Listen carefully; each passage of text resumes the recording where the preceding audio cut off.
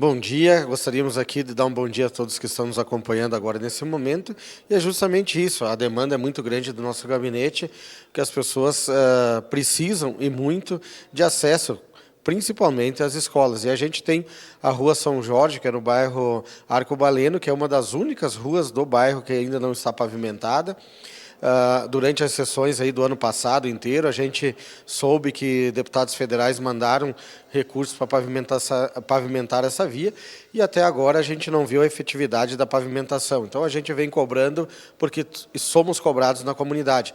Também temos diversas ruas de Caxias que hoje elas são pavimentadas com asfalto e, devido às questões climáticas, elas abriram buracos e crateras, aonde estão tendo muitos prejuízos os usuários dessas ruas, e a gente vem cobrando insistentemente para que possa fazer, mas um serviço bem feito, que infelizmente aquele paliativo, ele é só jogado dinheiro fora e não consegue contemplar o que as pessoas mais precisam, que é uma boa via para poder transitar.